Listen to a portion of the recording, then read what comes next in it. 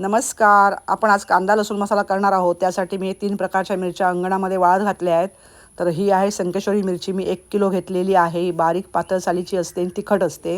ही आहे बेडगी मिरची, तर ही सुद्धा 1.5 किलो आहे. आणि ही आहे अर्धा किलो काश्मीरी मिरची, तर ही आपण कलरसाठी वापरतो. ही थोडी जाड आणि बुटकी असते.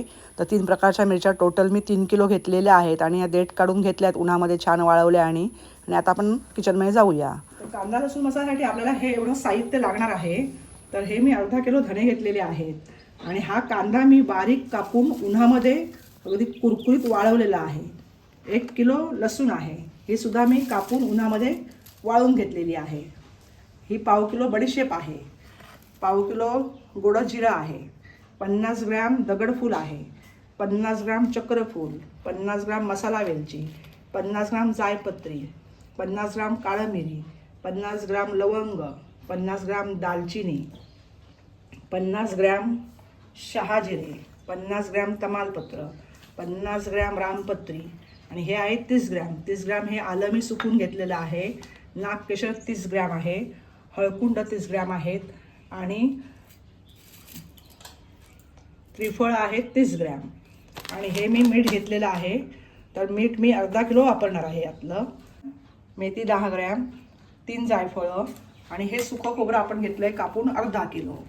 तर आपण आता हे जे सगळे जिन्नस आपण घेतलेले आहेत मसाल्यांचे, तर हे सगळे आपण आता स्टेप बाय स्टेप भाजून घेणार आहोत. तर मग गॅस ऑन करूया आणि मसाले भाजायला सुरुवात करूया. तर आपण सुके मसाले पहिले भाजणार आहोत. त्यामध्ये धणे, जिरे, शहाजिरे, दगडफूल, तमालपत्र असे सगळे सुके मसाले आहेत ते मी सुरुवातीला भाजून घेतलेले आहेत. आता तेलातले मसाले भाजून घेऊया. जायपत्री, रामपत्री एकत्र भाजायचे आहेत, तर ते देखील मी आता भाजून घेतलेले आहेत. ज्यांचे आकार सारख्या आकाराचे आहेत ते एकत्र भाजायचे. खोबरं देखील खरपूस भाजून घ्यायचं आहे, त्यामुळे मसाल्याला छान चॉकलेटी रंग येतो. पुन्हा 2 चमचे तेल घेऊन आता मी कांदा भाजते आहे. कमीत कमी तेलामध्ये मी हे भाजून घेते आहे.